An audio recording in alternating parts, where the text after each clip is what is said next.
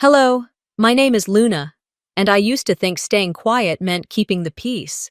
But that was before my sister's son, an 18-year-old boy I practically raised, looked me in the eye and said, "Cook me dinner and clean my shoes." Like I was some kind of servant, like I didn't matter. What they didn't say out loud hurt more than what they did. They erased my name from the house deed. They laughed behind my back. They moved my things to the garage while I was gone. And when I finally pushed back, they called me the problem. Why would a family do that? To someone who never stopped showing up for them? Why would silence make them so bold? And what happens when the one they underestimated decides to speak? Let's find out. I got home just after 6. The air in Seattle had that early spring bite, sunlight still hanging on but not doing much to warm anything. My keys jingled too loud in my hand as I unlocked the front door of my sister's house. Technically, my sister Vera's house. That distinction mattered more to her than to anyone else. The familiar sound of the microwave buzzing greeted me first. Then the faint scent of reheated takeout, Thai, maybe Chinese, floated in. The kitchen was spotless, like always. Vera liked her granite counters clear and her floors clean enough to reflect your regrets. I slipped off my shoes and padded toward the dining nook. Just as I was setting my bag down, I heard him. "Hey, you're back," Jared's voice carried from the living room. He didn't get up. Of course not. I turned toward him, already bracing for whatever small, self-absorbed comment he was about to throw my way. But what came next made me pause. "Cook me dinner. And while you're at it, clean my shoes. They're muddy," he said without even turning his head from the video game in front of him. He didn't say please. He didn't even make eye contact, just barked it out like a bored teenager speaking to staff. For a moment, I didn't move. I felt the words hang in the air like cigarette smoke, offensive and lingering. I wanted to laugh, maybe even shout, but instead, I stood frozen. My hands were still on the straps of my bag. He wasn't joking. That much was clear. I stared at him, his socked feet resting on the armrest, the remote dangling loosely from one hand. My nephew, who once called me Auntie Lou and drew me crayon portraits when he missed his mom, that boy was long gone. In his place was someone else entirely. I walked past him in silence, down the hall, straight to my room. It took me a moment to close the door behind me. I stood there, breathing through the tightness in my chest. The walls of the guest room, beige, functional, painfully temporary, felt like they were inching closer. Before I could even take off my coat, a soft knock landed on my door. "It's me," Vera's voice came through, gentle, faux warm. She didn't wait for me to answer before pushing the door open. And she was holding a manila folder. That should have been my first warning. "I thought it might help us all feel a little more aligned," she said, offering the folder like a peace offering. "Just some notes. Transparency, that's all." I took it with numb fingers, opened it, and saw exactly what it was. An itemized breakdown of my contributions. Electricity, water, food, even toilet paper had made the list. "You calculated down to the cent?" I asked, my voice barely above a whisper. "It's just to make sure things are fair," she said with a smile that didn't reach her eyes. "You know, since you're between jobs and all, it's not personal." Not personal. "Thanks," I murmured, folding the paper and setting it on the desk without another word. She lingered at the door. "Don't take it the wrong way, sis. You're family. This is just structure. Structure. That's what she called it." After she left, I stood in the middle of the room for what felt like hours. I didn't cry. I didn't scream. I just stood there. I thought of the day I moved in, after the layoff, after the breakup, after Dad's funeral. I hadn't even unpacked everything because, back then, I thought it was temporary. 3 months later, I was still here, but now it was different. I wasn't a guest. I was an intrusion. I sat on the edge of the bed, the folder still on the desk behind me, glowing like a warning light. I thought of all the things I had done over the years. Babysitting Jared when Vera worked overnight, paying their mortgage for 2 months when she and her husband had that legal scare, flying out to help her after her surgery, using my vacation days, None of that made the spreadsheet. I had promised myself when I moved in that I wouldn't be a burden, that I would keep my head down, find a new job, and get out.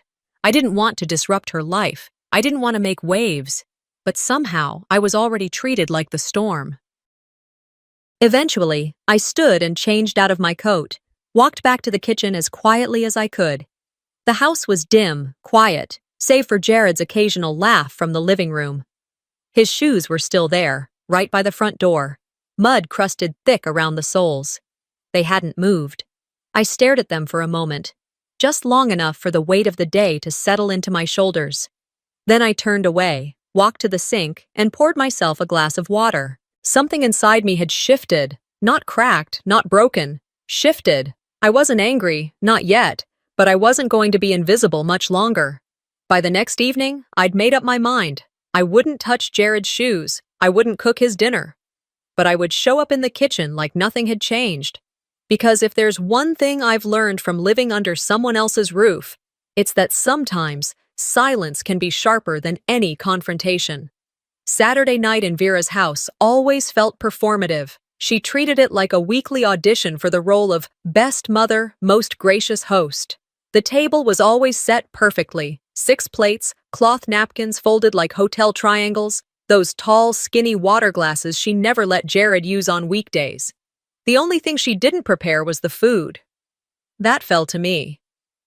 While she took a phone call in her office, probably updating someone on Jared's scholarship prospects, I stood at the stove, stirring pasta. Garlic simmered in a skillet, steam curling toward the ceiling. Jared sat slouched on the couch, his fingers dancing across a game controller. Somewhere between the clatter of utensils and the bubbling sauce, I caught snippets of his voice on the phone with someone named Chase. She's like, always around. It's weird, man, like having your aunt as a roommate, but she's also your cook. He said it like it was an inconvenience, like I was an odd smell in the hallway. Dinner was ready at 6:30 sharp. Vera swept in, just as I was setting the last bowl down. She smiled like she'd been there the whole time. Jared's 2 friends showed up minutes later, loud, hungry, not bothering with introductions. No one asked who made the meal. No one thanked me. We sat, 5 of us now. The conversation bounced around, college talk, sports, some new viral video I hadn't seen. I kept quiet. That was my role, the quiet provider, the extra seat. And then it came. Jared leaned back in his chair, waved his fork toward me, and said, "This is my Aunt Luna. Think of her as our resident housemaid." They laughed, all of them. Even Vera smiled, the corners of her mouth twitching in amusement like she didn't want to look too proud of her son's humor. But she was. I sat there, holding a glass of water, my knuckles aching with how hard I gripped the stem. I didn't say a word, didn't make a scene. But inside, something crawled across my chest and latched on. They didn't see the years I sat with Jared through asthma attacks. The nights I came straight from work to pick him up when Vera couldn't. They saw a woman in the corner of their kitchen who didn't belong. I stood quietly after dinner and started clearing the plates. Jared didn't lift a finger. Neither did his friends. Vera tapped away at her phone, probably already drafting a post about how grateful she was for family time. By the time I returned to the kitchen with the last dish, the others had moved on. The living room buzzed with some action movie. I stayed behind, alone in the clinking sound of silverware and the rhythmic swish of water from the tap. Vera came in as I was drying my hands. "Nice dinner," she said, like she was complimenting a takeout order. I didn't look at her. I folded the towel and said, "You didn't say anything back there." She tilted her head. "About what?" "Jared, the housemaid comment." "Oh, come on," she said, exhaling a laugh. "He was kidding." "It wasn't funny," I replied, calmly. Vera shrugged and walked to the fridge. "Don't be so sensitive, Luna. They're just boys. That's how they talk." I raised that boy when you were traveling every other week, when you were buried in meetings and night shifts. I helped him with homework, made his meals, drove him to soccer. And this is what I get? She turned slowly. Her face softened, not with sympathy, but with the smug patience of someone preparing to deliver a condescending truth. "You did all of that," she said, "but no one asked you to." You did it because you didn't have a life of your own. I didn't blink.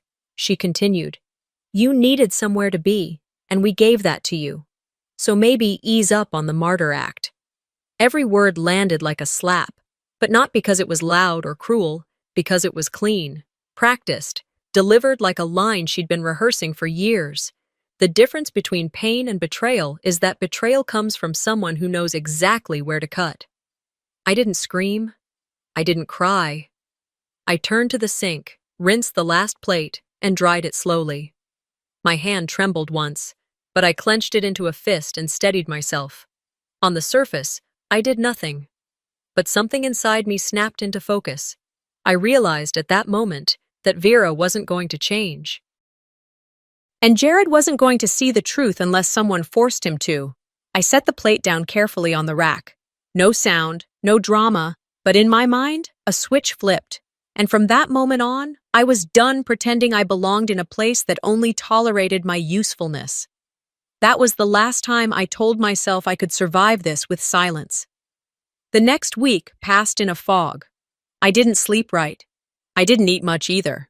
Not because I was punishing myself, just because food felt like a chore, and everything I did inside that house had started to feel like something I owed, not something I offered. Saturday came with soft gray skies and the faint promise of rain that never delivered. I'd been meaning to sort through my tax files, mainly to see if I could claim unemployment benefits for the spring. Vera was out grocery shopping, and Jared was, as usual, camped in front of the TV with headphones in. I figured it was the perfect window to dig through the old filing cabinet in Vera's office. I stepped inside quietly. Her office always smelled faintly of vanilla and printer ink, everything neat, clinical, arranged with surgical precision. It didn't feel like a room where you solved problems. It felt like a room where you buried them under labels and folders. I opened the drawer marked Home Docs, flipping through tabs. Mortgage, HOA letters, insurance. There it was, property paperwork. I needed to verify something from 3 years ago, back when I helped her refinance the house. I remembered distinctly that we'd agreed to list me as a co-contributor, not co-owner, but enough to reflect my investment. I didn't want anything fancy, just acknowledgement. I pulled the file out, but what I found wasn't the same paperwork. There was a revised document, neatly tucked in the middle, dated 6 months ago. My name was gone. No mention, no reference, not even a line saying the agreement had been updated. Just Vera, sole owner. I stared at it, reading the lines again and again, like my name might reappear if I squinted hard enough. The edges of the paper trembled in my grip. I didn't say anything right away. I walked out, quietly closed the office door, and sat in the kitchen, holding that document on my lap. The clock ticked too loudly on the wall. I must have sat there for 20 minutes before Vera came back in, carrying a bouquet of tulips and a smug smile. Those better not be from the office drawer, she said lightly, nodding to the paper in my hand. I didn't blink. You changed it. She set the flowers down, not even pretending to be surprised. Luna, come on. You don't have income right now. No bank would have approved your name on anything long-term. It was a formality, a placeholder. I felt my jaw tighten, but my voice stayed steady. It wasn't a placeholder to me. Vera sighed, brushing her hair behind her ear like she was exhausted by my existence. Look, you've done a lot, but let's be honest. You're not in a place to be managing property. This is still my home. That last sentence stung in ways I couldn't explain, not because it wasn't technically true, but because of the way she needed to say it, like I was being reminded not to get too comfortable. I nodded once, slow and deliberate. Got it. She hesitated, maybe expecting more. Maybe hoping I'd cry or protest so she could wear her concerned face and call it a misunderstanding, but I didn't give her the satisfaction. By afternoon, the house had transformed. Vera was hosting Jared's birthday barbecue, another suburban spectacle designed to impress neighbors and stroke her own sense of control. Balloons, brisket, bottles of wine lined up on the patio table. She had even hired a part-time server to help keep things moving smoothly. But not once did she ask me to join the prep. Not even a passing comment about setting the table. Fine by me. Guests started arriving around 4. Aunts, uncles, co-workers, even Jared's old soccer coach. I slipped on a cardigan and wandered outside, mostly because staying in my room felt like hiding. I wasn't hiding anymore. The backyard buzzed with laughter and polite clinking of wine glasses. I found a quiet corner near the hydrangeas and stood there sipping iced tea, watching people pass by like I was a ghost. No one said much to me, save for an occasional polite nod. What caught my eye was the photo display. Vera had strung a clothesline across the garden arch and clipped Polaroids, framed shots, glossy prints, all Jared. His birthdays, his achievements, his milestones. There was one with him holding a science fair trophy, another in his little league uniform, Vera and Jared hugging after a school play, even a baby picture of him with their dog, Max. But not one of me. Not a single photograph showed me standing with him. No framed memory of those nights I fed him soup when he had strep throat. No evidence that I was there during the hardest year of his life, when Vera was divorcing and working double shifts and I picked him up from school every day. Not even a candid, just absence. And that hurt more than anything Jared had ever said, because this wasn't a joke. This was deliberate, a visual erasure. I whispered to no one in particular. Even ghosts leave shadows. I left none. Someone passed behind me, laughing too loudly. I stepped aside. Later, Vera made a toast. She stood on the patio step, holding a wine glass, beaming like a pageant queen. "To my brilliant son," she said, "who has always been the light of my life." I watched Jared beam at her like a kid who'd never broken anything in his life, who'd never raised his voice or mocked the person who kept him fed when his mom was gone. People applauded. I didn't. I just stood there, quiet as always, but my silence had started to feel different. Not weak, not scared, just charged.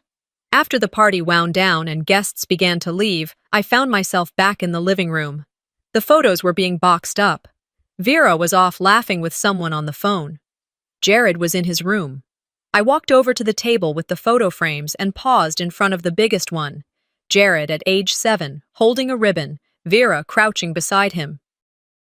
I reached out and gently tilted the frame forward so Jared's face disappeared under glare. No one saw me do it, but it felt like a scream in a room full of whispers. I didn't wait for someone to notice. That was the first step.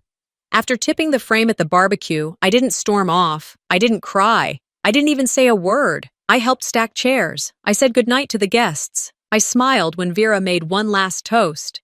But inside, a part of me had flipped, and it wasn't going back. The following Tuesday, Vera had a board meeting downtown. Jared was home by 3 with 2 of his classmates. I had just returned from a walk around the lake, my small ritual when I needed to reset. The walk gave me just enough time to remember I wasn't invisible. Nature never asked me to prove my worth. I came in through the side door, wiping my shoes on the mat, when I heard laughter coming from the living room. They weren't watching TV. This was the kind of laughter that came from stories told too loud, for the sake of being overheard. I stepped inside the hallway just far enough to hear it. "She's kind of like our live-in housekeeper," Jared said, chuckling. "Except we don't actually pay her." The others laughed. One of the boys added, "That's wild. I could never live like that. My mom would flip." Still laughing, Jared replied, "Nah, she's chill. She doesn't really have anywhere else to go." They didn't know I was in the hallway, but I knew enough now to understand that being unseen was their assumption, not my reality. I didn't walk in. I didn't correct them. I just turned around, walked to the kitchen, and put the groceries away like nothing happened. That night, I skipped dinner. I stayed in my room, sipped lukewarm tea, and organized my notes, old resumes, bookmarked jobs, cover letters I hadn't had the energy to finish. I made a plan, not one I would share, but one that would become my scaffolding. The next morning, Jared didn't say anything about the night before. Neither did I. But he left his dishes in the sink again, spaghetti sauce hardened to the edge of the plate. I cleaned it, not out of submission, but because it was easier than dealing with the conversation it would trigger. By late afternoon, he was coughing in the hallway, dragging himself from the bathroom with red eyes and a sweaty forehead. I wasn't heartless. Despite everything, my first instinct was still to help. I found the thermometer, handed him Tylenol, and set up a cold compress. I even started boiling water for a ginger garlic broth. something our father used to make when we were little. As I stirred the pot, Vera came home. She kicked off her heels and walked into the kitchen, frowning at the smell. What is that? I didn't turn around. Soup. Jared's running a fever. She walked closer and sniffed. Is that ginger? Garlic? Luna? We don't do folk remedies. This isn't 1985. I stirred once more, slower this time. No, I said quietly. It's much colder now. She didn't catch the meaning. Or maybe she did, but she wasn't the type to admit when someone else was making a point. Well, she muttered, walking off. Don't let the smell linger. I've got guests coming Thursday. That evening, I ate alone in the sunroom. Jared stayed in bed. Vera had wine and hummus while watching some political drama on Netflix, pretending our house wasn't quietly bleeding respect from every corner. Before bed, I walked over to the fridge, where Vera kept a whiteboard titled Weekly Chores. My name had been written in blue marker under Dinner, Tuesday, Thursday. I picked up the eraser and wiped it off. Then I pulled out a sticky note from the drawer and wrote, Housemaids get paid. I'm not one. I didn't sign it. I stuck it next to the chore chart and went to bed. The note was gone the next morning. The board had been wiped clean, rewritten. My name was absent. That was something. The rest of the week passed without incident, which in this house meant no one acknowledged the shift. Jared recovered by Friday and went out with his friends. Vera didn't mention the soup again, but I noticed she used some of it the next day to make risotto. She didn't say thank you. Saturday night came, and I found myself once again cleaning up the kitchen, not because it was expected, but because I needed the space cleared. Vera came in, holding a half-empty wine glass. You're quiet lately, she said. I've had a lot on my mind. She leaned against the counter. You're not still upset about that chore chart thing, are you? I wiped the counter once more, slow and deliberate. I'm not upset. I'm paying attention. She sipped, watching me. You've always been sensitive. I smiled, setting the rag aside. No, I've just stopped accepting explanations that only benefit the people giving them. That one hit. She didn't respond. I walked to my room without saying goodnight. That night, for the first time since moving in, I locked my door, not because I feared anything, just because I needed the click of that lock to say what words wouldn't. 2 days after locking my door for the first time, I learned what Vera truly thought of me, and she didn't even bother saying it to my face. That morning, I stepped out back to water the small herb pots I'd planted along the edge of the fence. It had been raining overnight, but the soil was dry under the overhang, and I didn't trust Seattle's skies to follow through with their threats anymore. I was crouched near the rosemary when I heard her voice float over the lattice. She was talking to our neighbor, Janice, the one with the perfect hedges and the judgmental dog. Oh, Luna, Vera said, her voice syrupy. She's staying with us for a bit. Poor thing's just figuring things out. No real direction yet. Janice murmured something polite. I couldn't make it out. But it didn't matter. That one sentence had already pressed a full-body flush of heat through my chest. I stayed hidden behind the tomato planter until the conversation ended. When I stood up, I didn't go back into the house. I walked to the edge of the fence and stared at the spot where Vera had stood just minutes earlier, still hearing her words echo between my ribs. Direction? I had one. She just erased the map and told everyone I never held the compass. Back inside, the air was still. Jared wasn't up yet, and Vera had already left for work. I paced the kitchen for a moment, then sat down with my old spiral-bound notebook, the one I used to keep job leads, grocery lists, and scribbled affirmations I never truly believed. This time, I opened to a blank page and wrote in capital letters across the top, what I pay for. And I started listing everything: weekly groceries, toilet paper, toothpaste, Tylenol, the new broom in the closet, even the little light bulbs I'd replaced in the hallway. I didn't do it to keep score. I did it to prove to myself that I hadn't disappeared. That evening, I went to the store like I usually did. I had a list, clipped coupons, and Vera's grocery card she insisted I use for family items only. I hadn't tested the limit before, but I was about to find out where the line really was. At checkout, my items scanned without issue until the final beep. The total displayed, and I slid the card across. Declined. I tried again. Declined. The cashier smiled apologetically. Do you have another card, ma'am? No, I didn't. I stepped aside, pretending I'd forgotten something, left the cart behind, drove home in silence. The second I walked into the kitchen, Vera was there.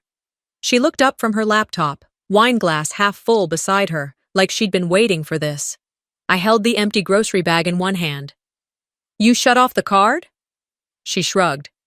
I just adjusted some permissions. You're not contributing financially right now. We have to be mindful of our spending. There it was, the corporate tone she used at work. The HR-approved language to tell someone they were being phased out. I didn't respond. I turned and walked out of the kitchen, upstairs, and into my room. 10 minutes later, I came back down, calm. She was still at the counter, now scrolling on her phone. I leaned against the fridge and spoke without raising my voice. Keep treating me like a stray, and I'll stop acting like family. She didn't look up, just chuckled, like I was a child having a tantrum. Oh, Luna. You're just in a mood. Maybe take a walk, clear your head. I didn't reply. I didn't blink. I just watched her for a moment, then left. But something settled deep inside me that night. Not pain, not anger, precision. I went into the guest room, my room, for however long that lasted, and pulled out the notebook again. Added a new page. Things to remember, I wrote at the top. And below that, Jared's joke in front of his friends, Vera's comment about no real direction, declined grocery card, no thanks for the soup, photo wall without me. When the list reached the bottom of the page, I turned it over and started again. I wasn't collecting grievances, I was archiving truth. Later that night, I opened my phone and went to the family group chat, Vera, Jared, and me. Mostly it was filled with reminders from Vera and an occasional meme Jared forwarded without context. Nothing meaningful. I didn't say anything. I didn't leave a message. I simply pressed, leave group. No explanation. Just gone. Sometimes, silence is the only language left to people who've been edited out of every other sentence. I didn't say a word that morning, even after I saw the message. I had just poured my coffee, letting it sit on the windowsill of my room while I glanced at my phone. One new message, an old coworker, Elena, from the community center I used to manage before the layoffs. The text read, Hey, this is your nephew, right? I saw this floating on Reddit. Thought you should know. Attached was a screenshot, one of me bending down to pick up laundry in the hallway, wearing an old college hoodie and mismatched socks. The caption, When your aunt's your unpaid NPC and still can't fold a fitted sheet. Hundreds of upvotes, dozens of laughing emojis, anonymous usernames riffing on the joke, and somehow, someone had edited in background music. Jared's handle wasn't listed, but the watermark was familiar, an old nickname he used in his gaming days. I'd bought him the domain for his 15th birthday. I didn't panic. I didn't respond to Elena. I turned off the phone, sipped my lukewarm coffee, and stared out the window until the steam faded. I taught him empathy, I whispered to the glass, watching the sky shift between clouds. He turned it into entertainment. The house was quiet for most of the day. Jared was out. Vera was at a workshop downtown. I stayed busy, cleaned the stove, took out the recycling. Not because I had to, because my brain needed structure, my hands needed a task. By late afternoon, I took a slow walk around the block. I didn't want to be there when Jared got back. I needed space. But as fate always seems to work in these houses, I arrived just 10 minutes after him. I walked in through the garage, as I always did, out of habit. That's when I saw it. My suitcase, sitting beside the lawnmower. A box of books stacked on top. A sealed plastic tub with my old photographs. My coats, carefully hung on a temporary rack. My pillow and folded bedding placed neatly beside the garden shears. I stood there in the middle of the garage, blinking at the sight like it didn't make sense. It did. It just didn't feel real. I walked inside. Jared was pouring himself a soda in the kitchen. He looked up, unfazed. Oh, hey, We needed the guest room for some company this weekend. Didn't think you'd mind. He said it like we were roommates sharing a storage closet. You moved my belongings to the garage? I asked, calmly. He shrugged. It's not permanent. Chill. I stood there for a moment, watching him drink like nothing had happened. Then I turned around and walked back into the garage, closed the door behind me. I didn't cry. I didn't throw anything. I took out my phone, opened the camera, and started documenting every inch. I photographed the tub, the exposed paperbacks, the condensation on the lid from temperature swings. I zoomed in on the dust along the edge of my diploma frame. I took pictures of the suitcase, scuffed and leaning, beside the weed killer. Then I opened my laptop, logged into an old backup drive I hadn't touched in months, and started uploading. Photos, screenshots, PDFs, notes, my copy of the home agreement from when I moved in, the letter from Dad's estate, old texts from Vera saying, stay as long as you need. Every piece of paper that proved I wasn't an unwanted guest. I was a sister who showed up when no one else did. I found the Reddit meme, took screenshots, downloaded the video, copied the URL. I ran the page source and pulled the IP tracking extension I used to teach seniors at the library. The IP matched the Wi-Fi signature in our home. He wasn't just mocking me. He was doing it from the same network I paid the bill on. I might not own this house, I said aloud, saving everything to an encrypted folder, but I'm about to reclaim the truth. I emailed a copy of the entire folder to myself, and to a friend I hadn't spoken to in months, a quiet tech contractor named Cam, who owed me a favor and hated online harassment. When dinner came, I didn't join them. I stayed in the garage, ate a granola bar, sipped water, sat on a camping chair next to my things, and wrote in my notebook. Not a journal, a ledger. This was no longer about feelings, it was about records. That night, once the lights were off and the house was silent, I walked into the kitchen. I stood there for a moment, letting the cold from the tile seep through my socks. Then I reached up to the top of the fridge where Vera kept her junk bowl. Spare keys, receipts, batteries. Tucked behind it, I placed a small voice recorder. I'd picked it up months ago at a yard sale, never intending to use it. But now I wanted everything on record. If they were going to turn my presence into a joke, I'd turn their behavior into evidence. Sometimes, the most powerful resistance isn't shouting, it's documenting. I didn't sleep that night, not out of fear. Those nights were gone, but because my mind wouldn't sit still. It paced like I used to, back and forth in hallways when no one was looking. Each breath, each blink, each metallic click of the refrigerator in the quiet kitchen moved me closer to something I hadn't dared believe I could claim again: control. By the time the sun began to press gently against the blinds, I had already sorted every digital file into neatly labeled folders. I backed them up twice, one on a secure drive, one in the cloud. I triple-checked my email to Cam, confirming the IP trace was complete and properly time-stamped. But in this house, peace didn't linger. It never had. It arrived like a polite guest and was always the first to leave. That afternoon, I walked back from the grocery store, cloth bags in hand, headphones in, letting music try to find a part of me untouched by all of this. I'd been using my own debit card since Vera cut me from the family account. No one asked why. That's how things worked here. Silence masquerading as understanding. Pretend it's normal, and maybe no one will ask why it feels so wrong. As I stepped onto the porch, Jared emerged from the side of the garage, like he'd been waiting. He didn't bother with pleasantries. No greeting, no feigned surprise, just a smirk. Tilted, smug, practiced. Shoulders slack, head tilted slightly. That slippery tone he used when he thought he was the smartest person in the room. You think you're clever, huh? I met his gaze, steady. About what? He gave a mock shrug, voice slick with performative calm.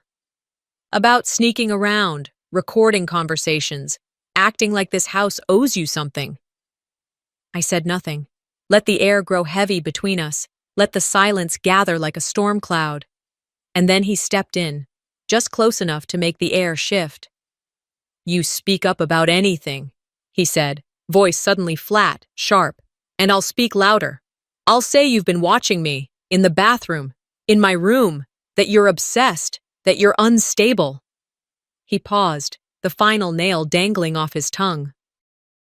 Let's see who they believe, an 18-year-old honor student, or the jobless aunt with a chip on her shoulder?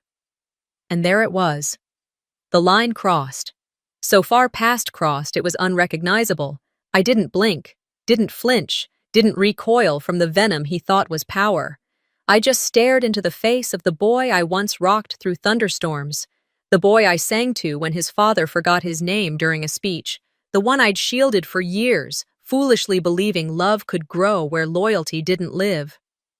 You should have paid more attention, I said, voice level, when I used to teach you debate. You don't win by threatening people. You win by proving you've already won. He blinked. Just once. His smirk faltered for the first time. Then came the scoff, too quick, too forced, and the retreat. He shoved past me, letting the door slam behind him, like that sound might scare me. It didn't. What he didn't know, what none of them knew, was that the groundwork was already laid. The trap had been sprung hours ago. Later that evening, I was in the kitchen, making tea. The kettle had just started to whistle when my phone buzzed, 3 times in quick succession. Cam, then Elena, then an unknown number. I checked Cam's message first.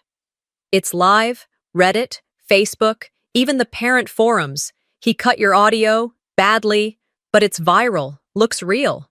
I opened the link. There I was, my voice chopped into jagged clips, stitched together with text overlays and slow-motion footage, phrases out of context, captions layered in soft, manipulative font. When your own aunt gaslights you. 18 and trapped by emotional abuse. The soundtrack was melancholy, almost tender. The comments were instant, some calling me unstable, others praising Jared's bravery. A few asked if it was fake, but most didn't care. They wanted drama, not truth. I wasn't angry, I was disappointed at the performance, at the lack of imagination. When Vera returned that night, it was like watching a match hit dry leaves. She came storming into the kitchen, phone gripped in one hand like it might melt from the heat in her palm. "What is this?" she demanded, voice high, face flushed. I didn't turn from the kettle. "What the hell is this, Luna?" I turned. "You should ask your son. He says you emotionally abused him, that you've been manipulating him for years, that you isolated him from the family. And you believed him?" "I didn't say that. You didn't have to." She stared at me, the phone shaking in her hand, breathing shallow, calculating, cornered but not yet aware of it. That's when I said it. Quiet, steady. "I have proof." "What?" "I have proof. Every message, every edited video, the original post he deleted, the IP trace, the bank records, the lawyer's emails, the spreadsheet you gave me, the recordings, all of it, dated, organized." She didn't move, so I let the silence land. "You think I've been quiet because I was afraid." I stepped toward her. "But I was quiet because I was preparing." Her eyes darted, trying to find an escape. "What are you going to do?" "I'm not going to do anything." I walked past her into the living room. "I've already done it." I opened my laptop, reached for the envelope I had set out that morning. Thick, white, labeled inside. Everything, color printouts, screenshots, audio transcripts, transaction logs. Every instance of verbal abuse, digital manipulation, financial exploitation, all compiled. Tidy, unignorable. I handed it to her. "You have 48 hours, I said. "Before this gets sent to his university, the school board, the online harassment task force, and the legal team that investigates fabricated abuse claims." She didn't take it, so I set it on the table between us. She stared. Her mouth opened, then closed, her mind, always calculating, now stumbling for the first time in years. I walked away, down the hall. She followed. "You wouldn't. You're not that cruel." I turned back. Met her gaze. "I'm not cruel." A breath. "I'm just done." The morning of the dinner came wrapped in sunshine and nerves. I woke up earlier than usual, not because I needed to, but because sleep had already grown tired of circling my restless thoughts. I sat on the edge of my mattress for a few minutes, staring at the closet that now held less than half of what it did a month ago. The rest was still in the garage. I dressed simply. Navy blouse, soft slacks, nothing dramatic. I didn't need flair tonight. I needed facts. By mid-afternoon, the house transformed. Caterers came and went, Vera directing them like a conductor in a pressed silk blouse and tailored pants. She'd even hired a local student string quartet to play softly in the corner of the living room. The lights were dimmed just enough to feel curated. The dinner table stretched with silver-rimmed plates and name cards, yes, actual name cards, for 12 guests. I spotted mine at the far end of the table. Luna Braddock. No aunt. No sister. Just Luna. Like I was a business partner, not someone who helped raise the boy she was about to parade in front of his college representative. Jared, for his part, had perfected his mask. He wore a crisp white button-up, hair combed, smile calibrated to hover between charming and modest. I watched him out of the corner of my eye as he shook hands, said thank you too enthusiastically, and threw glances at Vera for approval like a dog expecting a treat. Lazaro arrived just before 6, quiet and deliberate as always. He handed me a small envelope beneath the table, an extra copy of everything I'd compiled, just in case. I slipped it into my purse and nodded once. No words passed between us. They didn't need to. As guests arrived, Vera's co-workers, a few family members from out of town, Jared's college admissions liaison, it felt like the oxygen changed, like the house had rehearsed for this moment. Everything staged, everything clean, everything smiling. I stayed quiet.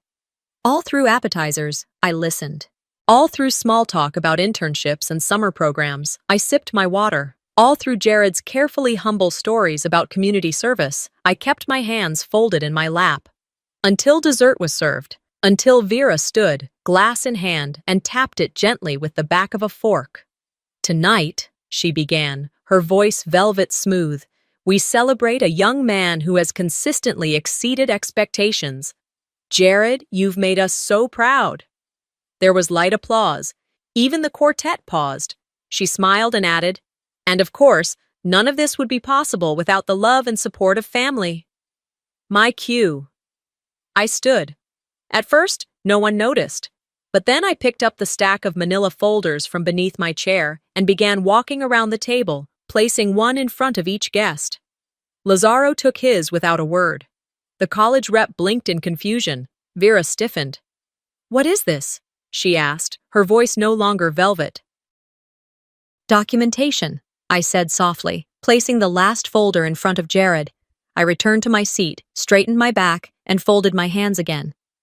Inside, you'll find several things, I began, voice steady, eyes scanning the room. 1. Screenshots of a meme posted online mocking me. The caption calls me an unpaid NPC. 2. Audio files of Jared referring to me as a housemaid in front of his friends. 3. An edited video Jared released claiming emotional abuse alongside the original footage proving manipulation. 4. Legal proof of my financial contributions to this home and documents showing that my name was removed from ownership without consent. Silence. I let it hang. This, I continued, tapping the folder, is what I've been called. This is how I've been erased. I thought you all should know who you're really having dinner with. No one moved. The string quartet had stopped playing entirely. The college liaison looked at Vera, then at Jared, then back at the folder in front of her. Jared looked pale. Vera opened her mouth to speak, but the rep raised a hand gently, signaling silence. Someone stood up at the end of the table. It was Aunt Ruth, Vera's former cheerleader. She didn't say a word, just picked up her purse and walked out. Others followed. A cousin, a neighbor, a colleague. Vera's carefully curated evening unraveled in real time, like a snagged thread pulled too far. Jared stammered, trying to form a sentence, but the college rep had already closed her folder, tucked it into her briefcase, and stood. Thank you for the invitation, she said simply, then nodded toward me. Miss Braddock, I'll be following up. She left. The remaining guests awkwardly murmured their excuses, gathering their things with the grace of people trying not to trip over emotional debris. I remained seated. Vera turned toward me, eyes blazing. "How dare you?" "I didn't raise my voice," I interrupted. "I raised the truth." She froze. For the first time since Dad died, Vera didn't have a counter-argument ready. Jared sat back down, hands in his lap, staring at nothing. I stood slowly, walked to the foyer, and picked up my purse and car keys. Lazaro followed, stopping just at the doorway. I turned back to face them one last time. "You don't get to rewrite me anymore." 2 weeks later, I opened the window of my new apartment and let the breeze speak first. It carried the smell of salt water, soft, steady, unmistakable. I could hear the seagulls calling from a few blocks away, could catch the faint rhythm of someone's radio playing down on the street. The tune was old, something bluesy and low, the kind of music that feels like memory even when it's unfamiliar. This place wasn't glamorous. It wasn't curated for Instagram or designed for guests. One room. A narrow galley kitchen. A balcony just big enough for a single chair and a mug of something warm. But it was mine. Mine in a way nothing else had been for years. That morning, I'd finally finished unpacking the last of the boxes. I didn't bring everything with me, just what I needed, and a few things that anchored me in who I still was. A photo of Dad sat on the nightstand now, faded slightly at the corners. It was from his last birthday, his smile easy and eyes bright, holding a slice of chocolate cake with his name scrawled in uneven frosting. Next to it sat the peace lily Lazaro had brought me on moving day. He'd shown up holding the pot like it was something precious. "It's sturdy," he said, as I held the door open for him, rain misting on the steps behind us. "And low maintenance, just like you." He'd helped hang the curtain rod, set the lily near the window where the sun hit around 10. Then he left without ceremony, no lingering hugs or meaningful glances, just a quiet, firm goodbye. That's the thing about people who understand grief. They don't try to solve it. They just stay long enough to help you steady your hands. Then they go, trusting that you'll know how to hold the rest on your own. In the silence that followed, I understood something I hadn't been able to name before. I didn't win everything. I just stopped losing myself. That was enough. The aftermath at Vera's house unraveled quickly. Jared's college admission was rescinded 3 days after the dinner party imploded. The letter came with all the formality of bureaucratic language, online behavior inconsistent with community standards. But the meaning was clear, final, no appeal. Vera's nonprofit lost 2 of its biggest sponsors within a week. Her name disappeared from the speaker panel of an upcoming leadership conference. Whispers surfaced about her ethics, her public image starting to fracture. Some of her closest friends stopped answering her calls. And then the inevitable message came. A text. No punctuation. No context. "Can we talk?" I didn't respond. I didn't block her.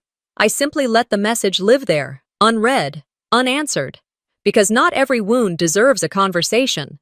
Some people expect forgiveness to be a reward for survival. But the truth is, sometimes survival is its own form of forgiveness. Toward yourself. And that is more than enough. Some might say I should have forgiven her, that family is family, that history carries weight, and blood is thicker than bruises. But I don't think those people have ever sat across a table being erased, word by word. I don't think they've ever watched their name turned into a footnote, or been threatened by someone who called them family only when it was convenient. I wasn't bitter. I was free.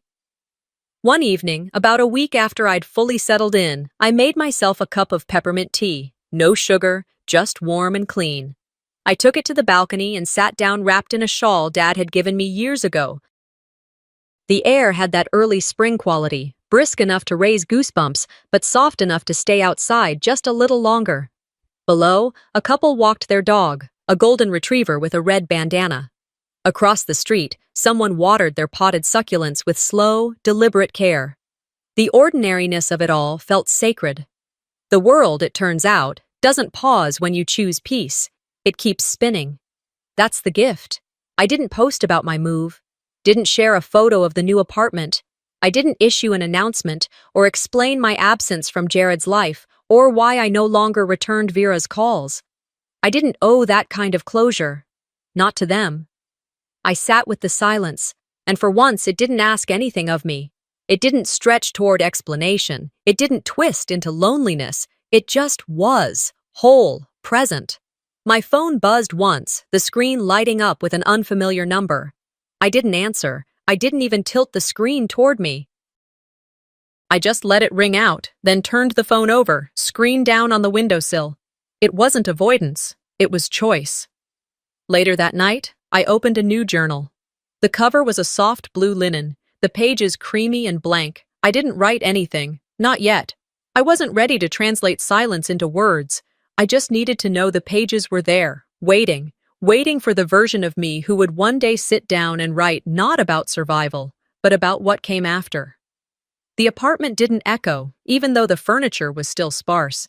It absorbed me, held me, allowed me to exist without shrinking. No more rehearsing politeness for people who mistook my kindness for currency. No more performance. No more hoping that saying yes enough times would finally earn me their care. I still missed Dad. That ache didn't fade. I still carried what Vera and Jared had done. The betrayal, the cold calculus, the complete abandonment of truth for image. But healing isn't about forgetting. It's about refusing to be reduced by what they did. It's about standing in the soft light of a new morning and saying, I made it through. I survived. And I am still here. Some wounds never become scars. They don't need to. They live beneath the skin like reminders, not of pain, but of endurance, of truth. I didn't win everything, but I won myself. And that is enough. Sometimes, the deepest betrayals don't come from strangers, but from the people who were supposed to protect us. Luna's story reminds us that silence isn't always peace, and loyalty without boundaries can become a prison. Have you ever stayed quiet just to keep a family together, and lost yourself in the process? Share your thoughts in the comments, because your story matters too. And if you found this story powerful, subscribe to the channel for more true-life revenge stories that reveal what happens when the quiet ones finally speak.